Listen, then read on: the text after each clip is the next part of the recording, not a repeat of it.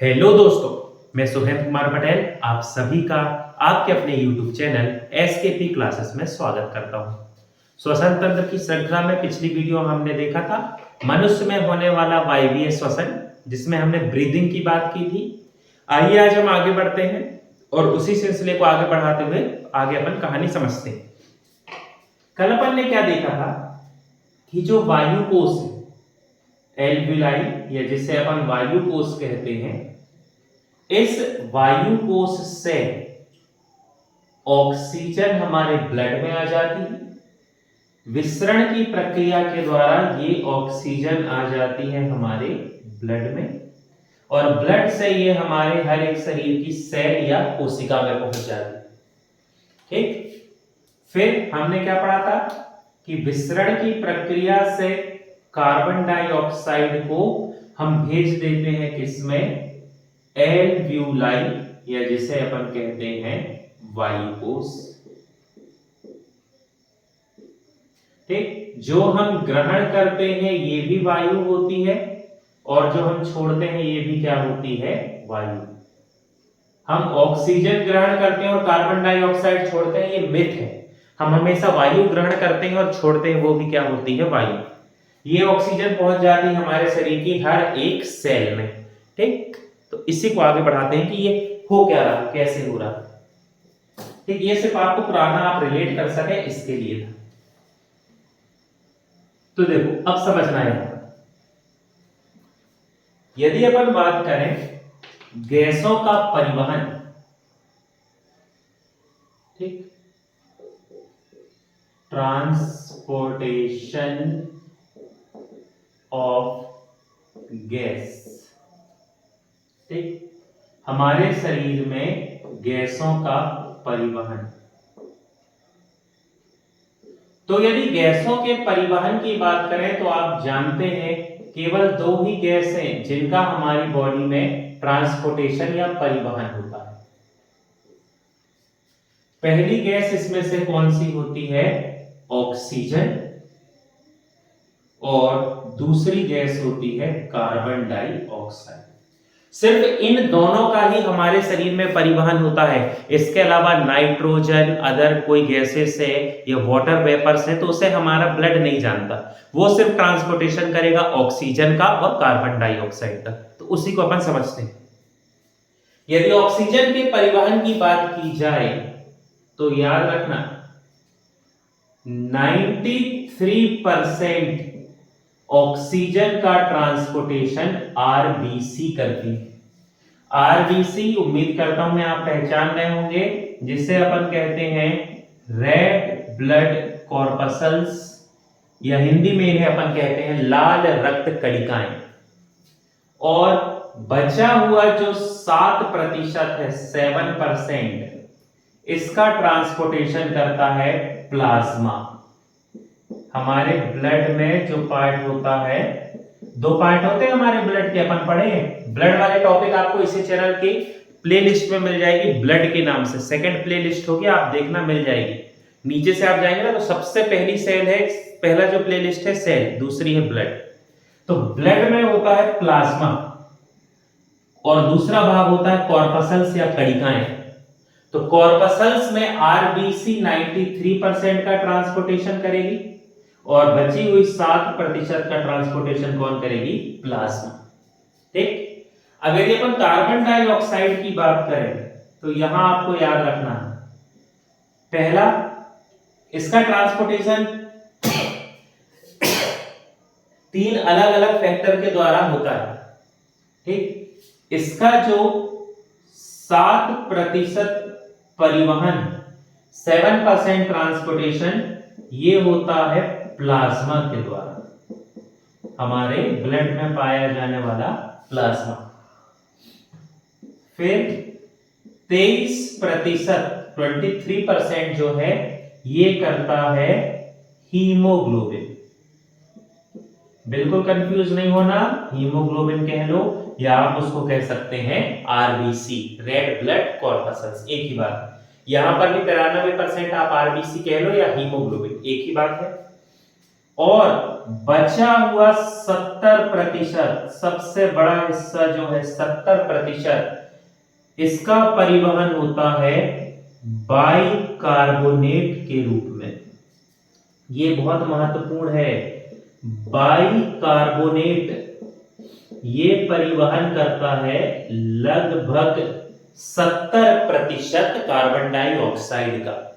Bicarbonate को कैसे याद रखोगे?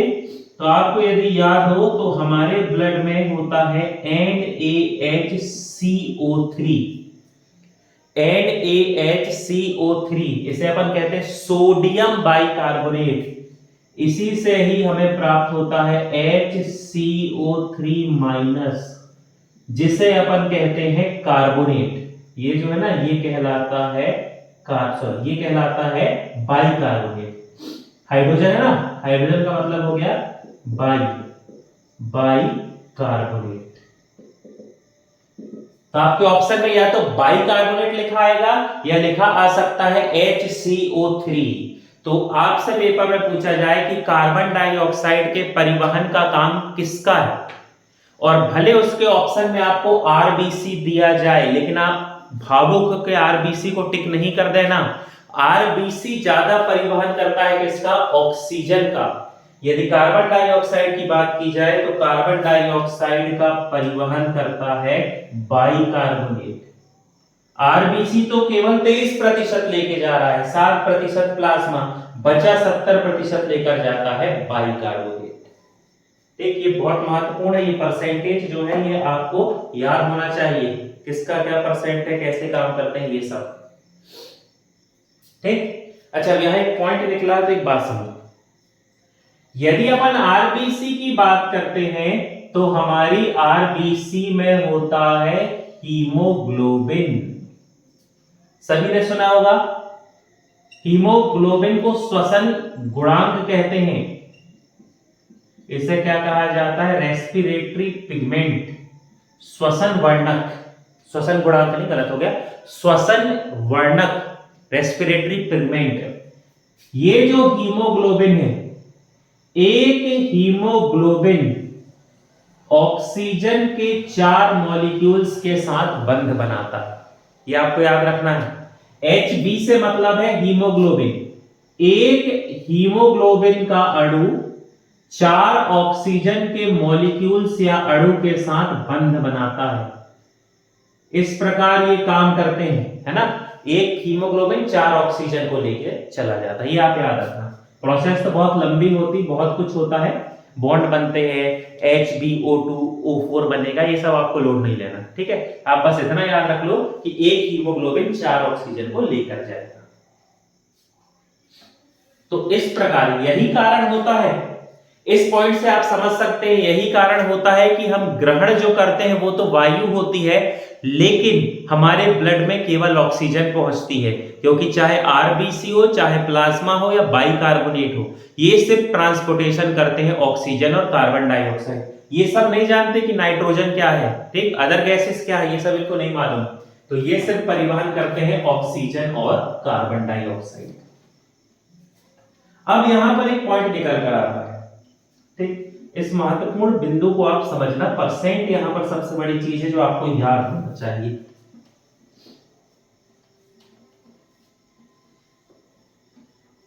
हमने कहा कि वायुमंडल से हम ग्रहण करते हैं वायु, ठीक, तो अब उसी वायु को अपन तोड़ते हैं, समझते हैं, ठीक।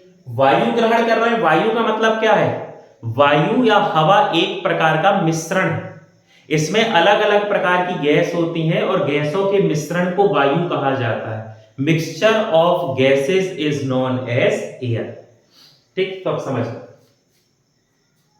अपन यहां पर लिख रहे हैं गैस का नाम,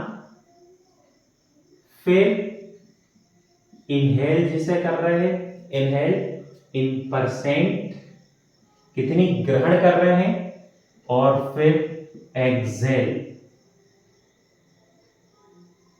मतलब कितनी वायु जो है वो छोड़ रहे हैं, ये भी किसमें? परसेंट। अब यदि अपन गैस की बात करें तो गैस अपन ग्रहण करते हैं nitrogen, oxygen, carbon dioxide, other gas और वाटर वेपर। ठीक, nitrogen, oxygen, carbon dioxide, water vapour और अदर गैस। डस्ट तो पहुंचती नहीं है, धूल के कण जो है म्यूकस रोक लेते हैं, सीलिया रोक लेते हैं, तो इतनी चीजें पहुंचती हैं। अब समझें, हम ग्रहण करते हैं 78% नाइट्रोजन, 78% ऑफ नाइट्रोजन जितनी एटमॉस्फेयर में। फिर हम ऑक्सीजन ग्रहण करते हैं 21%, 21%। फिर हम कार्बन डाइऑक्साइड ग्रहण करते हैं 0.03%। ठीक, बचा हुआ 0.97% इसमें अदर गैसेस है जो भी होंगी, और ये जो वाटर वेपर है ये अपन एब्जॉर्ब करते हैं बहुत कम मात्रा में। जब इसे इनहेल करेंगे ना तो ये बहुत कम क्वांटिटी में होती है, बहुत कम मात्रा में। ये जो है ये परसेंट हो गया जब हम क्या करते हैं, इनहेल, जब हम ग्रहण करते हैं। नाइट्रोजन 78%, ऑक्सीजन 21%, कार्बन डाइऑक्साइड 0.03, अन्य गैस 0.97 और बहुत कम मात्रा में वाटर वेपर्स। अब ये हवा जो है ये वायु हमारे लंग्स में पहुंची, एल्विलाई वायु कोश तक पहुंची। वायु कोश नाइट्रोजन के साथ कुछ भी नहीं करेगा क्योंकि वो नाइट्रोजन को नहीं जानता कि भैया ये क्या है, क्या इसका काम है। तो ये जो नाइट्रोजन है जितनी ग्रहण करे थे उतनी ही छोड़ देंगे। मतलब 78% नाइट्रोजन अंदर गई और 78% निकल कर आ गई बाहर। ठीक, फिर ऑक्सीजन अपन ग्रहण करें 21%, लेकिन जब छोड़ते हैं तो वो होता है 16.6%। ठीक, कार्बन डाइऑक्साइड ग्रहण करें 0.03, जब उसको छोड़ते हैं तो वो हो जाता है 4.4%। और अदर गैसेस जो है 0.97 लेते हैं और उनको लगभग उतनी ही 0.97 या आप कह सकते हो 1% उसको क्या कर देते हैं, छोड़ देते हैं। और वाटर वेपर्स बहुत कम मात्रा में ग्रहण करते हैं, थोड़ी बहुत अंदर रुक जाती हैं और बहुत कम क्वांटिटी या मात्रा में इन्हें क्या कर देते हैं, छोड़ देते हैं। ठीक, ये रेशियो फिक्स है, ये बदलता नहीं। हमने ग्रहण की तो ये 100% है, हम जो छोड़ रहे हैं ये भी 100% है, लेकिन दोनों 100% में फर्क है। ठीक, वो फर्क भी समझ रहे हैं, पर पहले क्वेश्चन समझो। आपसे पेपर में कहा जाएगा कि श्वसन की प्रक्रिया में ग्रहण की जाने वाली सबसे अधिक मात्रा में ग्रहण की जाने वाली गैस कौन सी है, या श्वसन की प्रक्रिया में सबसे अधिक मात्रा में छोड़ी जाने वाली गैस कौन सी है। तो दोनों कंडीशन में आपका आंसर होगा नाइट्रोजन। हम सबसे ज्यादा ग्रहण करते हैं नाइट्रोजन को और सबसे ज्यादा छोड़ते भी किसको है, नाइट्रोजन को। शरीर में कोई काम नहीं है, जितनी लिए उतनी ही छोड़ दिए। हम ऑक्सीजन ग्रहण कर रहे हैं 21%, लेकिन छोड़ रहे हैं 16.6% कम हो गई ऑक्सीजन। क्यों कम हुई अभी पढ़ रहे हैं।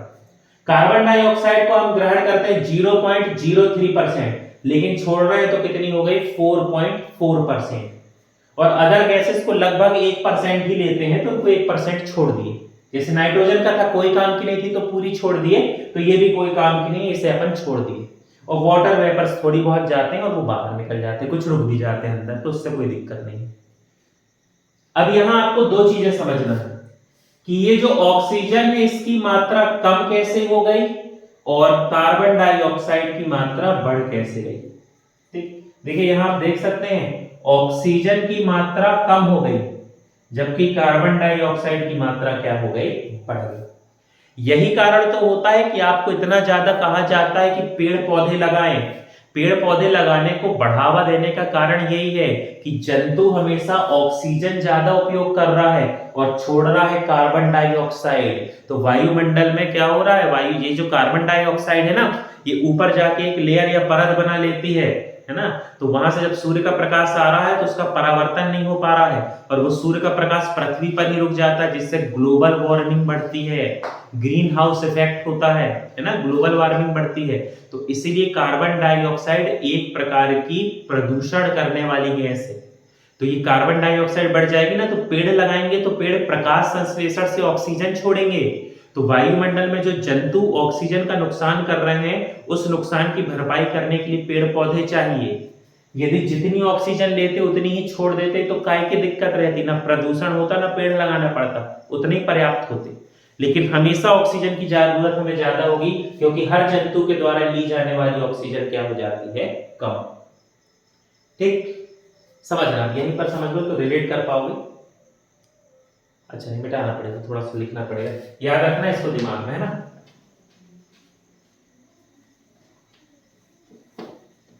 अब यहां पर अपन को लॉजिक समझना है कि ये कार्बन डाइऑक्साइड कम कैसे हो गई, सॉरी कार्बन डाइऑक्साइड अधिक कैसे हो गई और ऑक्सीजन कम कैसे हो गई।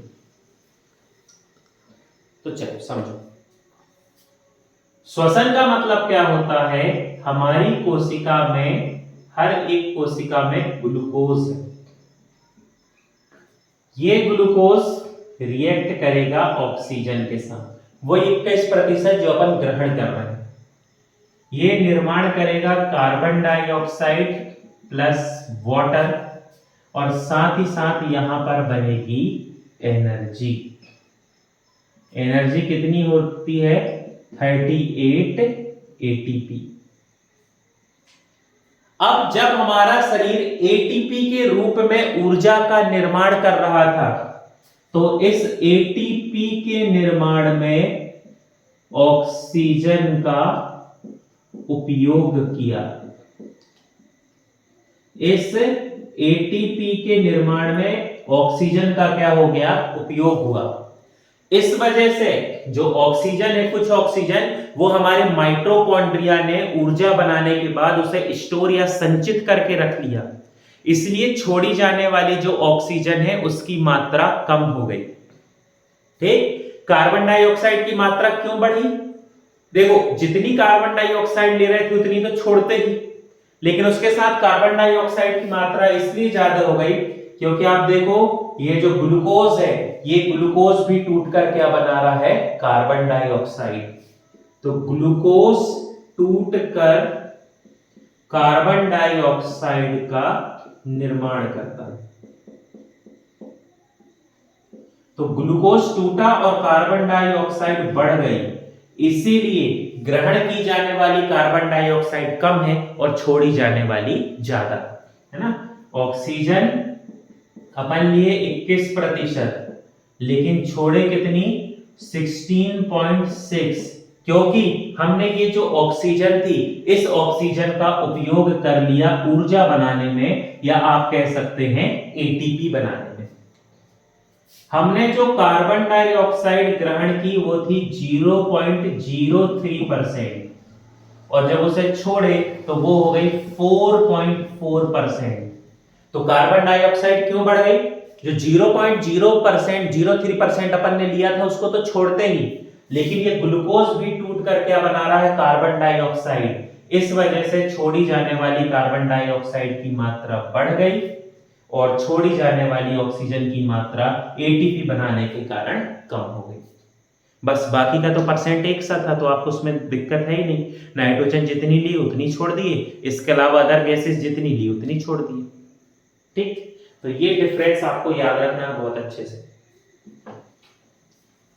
जो नोट्स बना रहे हैं वो ये पॉइंट लिख लेना।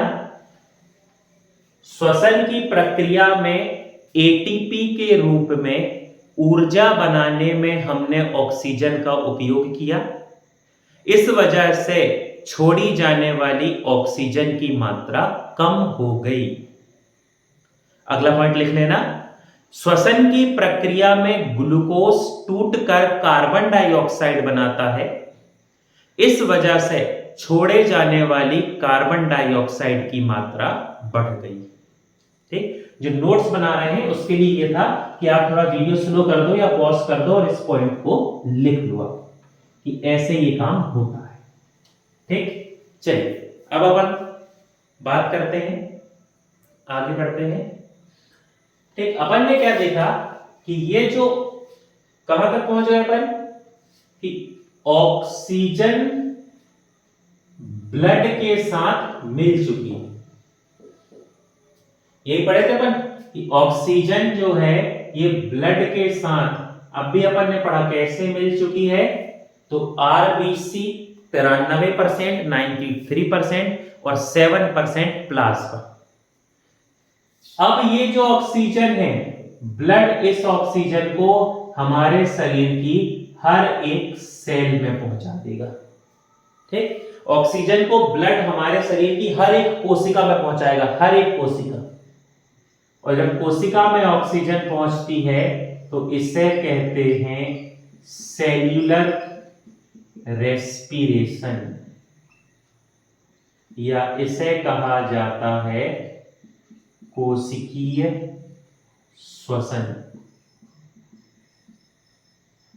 नाम से ही समझ गए आप, कोशिका में ऑक्सीजन पहुंच गई, अब कोशिका में श्वसन होगा, इसलिए इसे कहते हैं कोशिकीय श्वसन, सेल्यूलर रेस्पिरेशन।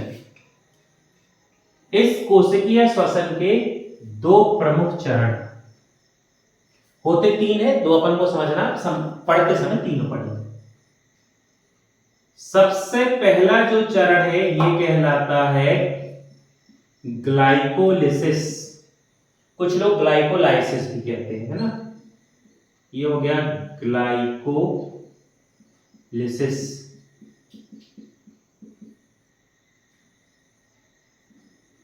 दूसरा जो स्टेप है, उस दूसरे स्टेप को कहा जाता है क्रेब्स साइकिल, या इसे अपन कहते हैं क्रेब्स चक्र।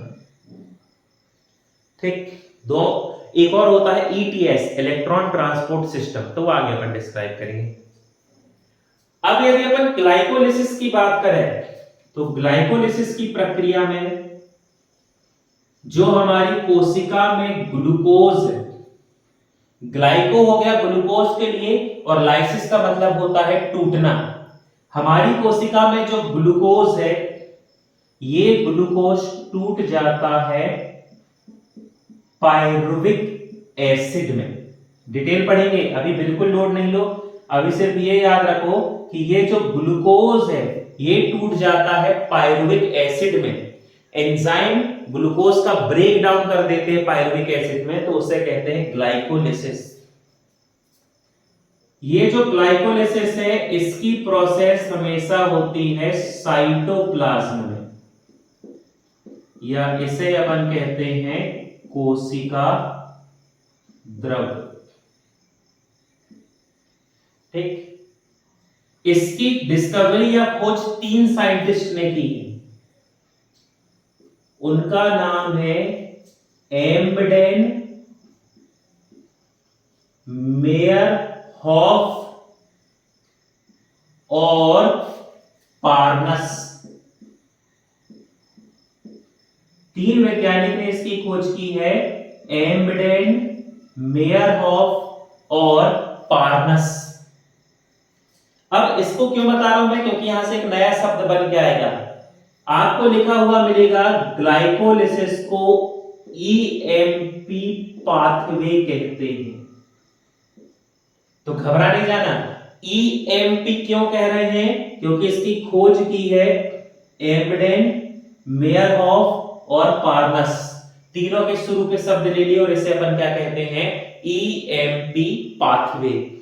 ठीक, 1 मिनट में देख लो, उसके नीचे वाला पॉइंट आपको दिखाई देगा कि नहीं, हाँ दिख जाएगा। जब ग्लाइकोलिसिस की प्रोसेस होती है तो निर्माण होता है 10 एटीपी का, फॉर्मेशन या निर्माण होता है 10 एटीपी का। ठीक, समझना, यहां पर थोड़ा सा लॉजिकल होना है। ये ग्लाइकोलिसिस अपन डिटेल में पढ़ेंगे कुछ समय बाद, जब प्लांट पढ़ेंगे ना, पौधे में श्वसन, तो बहुत विस्तार से पढ़ेंगे, अभी लोड नहीं लो, अभी थोड़ा प्रैक्टिकल हो जाओ। ठीक, ग्लूकोज जब पायरुविक एसिड में बदल जाता है तो उसे कहते हैं ग्लाइकोलिसिस। ग्लाइकोलिसिस की प्रोसेस कोशिका के कोशिका द्रव्य में होती है। एम्बडेन, मेयरहॉफ और पार्नस ने इसकी खोज की है, इसलिए इसे कहते हैं ईएमपी पाथवे। और इस प्रक्रिया में 10 एटीपी का निर्माण होता है। ठीक, ये ग्लूकोज पायरुविक एसिड बनाया। अब ये पायरुविक एसिड आगे पहुंच गया और ये जो पायरुविक एसिड है अब ये माइटोकॉन्ड्रिया का हिस्सा कहलाएगा और पायरुविक एसिड टूट के बनाता है कार्बन डाइऑक्साइड और वाटर। अपन क्या पढ़ते हुए आए हैं रेस्पिरेशन में कि ग्लूकोज टूट जाता है कार्बन डाइऑक्साइड और वाटर में और 38 एटीपी बनते हैं। तो देखिए वो कैसे होता है, डायरेक्ट नहीं होता, पहले ग्लूकोज बदलता है पायरुविक एसिड में, वो भी बहुत सारे स्टेप होते हैं, पढ़ेंगे। फिर पायरुविक एसिड बदल जाता है किसमें, कार्बन डाइऑक्साइड और पानी में, ये भी अपन पढ़ेंगे। ये जो प्रक्रिया है ये कोशिका के माइटोकॉन्ड्रिया में होती है। क्रेब्स साइकिल की जो प्रक्रिया है ये होती है माइटोकॉन्ड्रिया में, हिंदी में अपन कहते हैं सूत्रकणिका, सूत्रकणिका है ना। फिर ये जो प्रक्रिया है इस प्रक्रिया की खोज जिस साइंटिस्ट ने की है उनका नाम है H.A. क्रेब, इसलिए कहते हैं क्रेब्स साइकिल, साइंटिस्ट के नाम पे। ये जो प्रक्रिया जब होगी तो यहां पर निर्माण होता है 30 एटीपी का। क्रेब साइकिल में निर्माण होता है 30 एटीपी का। ठीक, अब यहां पर मामला थोड़ा सा बिगड़ गया, जो बिल्कुल ध्यान दे रहे हैं वो इस चीज को थोड़ा समझ पाएंगे। अभी तक अपन क्या पढ़ते आ रहे हैं कि C6H12O6 ऑक्सीजन की प्रेजेंस में टूटता है कार्बन डाइऑक्साइड प्लस वाटर और यहां पर बनता है 38 एटीपी। ठीक, टूटता है कार्बन डाइऑक्साइड वाटर और बनाता है 38 एटीपी। इसी को तो अपन रेस्पिरेशन, श्वसन कह रहे हैं। तो देखो ग्लूकोज ये हो गया, कार्बन डाइऑक्साइड और वाटर, कार्बन डाइऑक्साइड और वाटर, इस ग्लूकोज के तोड़ने के लिए ये ब्लड से आ गई ऑक्सीजन, ये वाली ऑक्सीजन। अब यहां पर अपन पढ़ रहे हैं 38 एटीपी, जबकि यहां पर कितने एटीपी बन रहे हैं टोटल, देखो 10 एटीपी यहां बन रहे हैं और 30 यहां बन रहे हैं, टोटल 40 एटीपी बन रहे हैं। जबकि जब अपन फॉर्मूला लिख रहे हैं तो उस समय तो अपन लिख रहे हैं कि सिर्फ हमें 38 एटीपी मिल रहा है। ठीक, तो अब यहां याद रखो, जब भी अपन कोई काम करते हैं तो हमें ऊर्जा की आवश्यकता होती है, एनर्जी चाहिए किसी भी वर्क को करने के लिए। उसी प्रकार सेल जो है कोशिका, उसे भी ये वाला जो सेल्यूलर रेस्पिरेशन है, कोशिकीय श्वसन, इसे करने के लिए ऊर्जा चाहिए। तो 2 एटीपी की ऊर्जा जो है वो सेल खुद यूटिलाइज करेगी। 2 एटीपी उसने यूज कर लिए, बने थे 40, 2 एटीपी सेल ने यूज कर लिए, इसलिए अपन को जब एटीपी मिले तो कितने हो गए, 38। अब ये 2 एटीपी कहां से आते हैं, तो आप ऐसा लॉजिक नहीं लगा लेना इसके पास 30 है तो ये 2 दे देगा, नहीं, ये प्रोसेस तो बाद की हुई ना। पहले कौन सी प्रोसेस हुई, ग्लाइकोलिसिस। तो जैसे ही ग्लाइकोलिसिस में 10 एटीपी बनते हैं, जो हमारी सेल है वो सेल कहती है कि भैया हमें आगे और भी काम करना है, तो हमें एनर्जी चाहिए, तो वो 2 एटीपी खुद ले लेती है, 2 एटीपी सेल उपयोग करती है। और जैसे ये 2 एटीपी उपयोग करेगी तो अब यहां से नेट प्रॉफिट कितने एटीपी का हो जाएगा, 8। नेट प्रॉफिट जो विशुद्ध लाभ है वो 8 एटीपी का हुआ, क्योंकि 2 तो सेल खुद रख ली। और यहां से कितने एटीपी मिले, 30 और 8 कितने हो गए, 38। इस प्रकार हमारे शरीर को एक ग्लूकोज के मॉलिक्यूल से 38 एटीपी का फायदा होता है। ये अपन पढ़ेंगे, 10 कैसे बने, 2 कैसे कम हुए, 30 कैसे बने, सब अपन पढ़ेंगे, लेकिन धीरे धीरे। ठीक, फिर एक पॉइंट और याद रखना, एक ग्लूकोज का जो मॉलिक्यूल है, ठीक, अच्छा उसको मैं अलग से समझा देता हूं, इसको आप इतनी कहानी समझ गए। ठीक, बहुत महत्वपूर्ण है ये, अपन विस्तार से पढ़ेंगे, पर फिर भी इतना आप दिमाग में बिठा लो अपने तो काम आ जाएगा। अब यहीं से एक पॉइंट निकल कर आता है इसी ग्लाइकोलिसिस और क्रेब्स साइकिल से, समझना इसको। एमसीक्यू आता है यहां से, इसीलिए मैं उसको आपको अलग से उस पॉइंट को समझा देता हूं।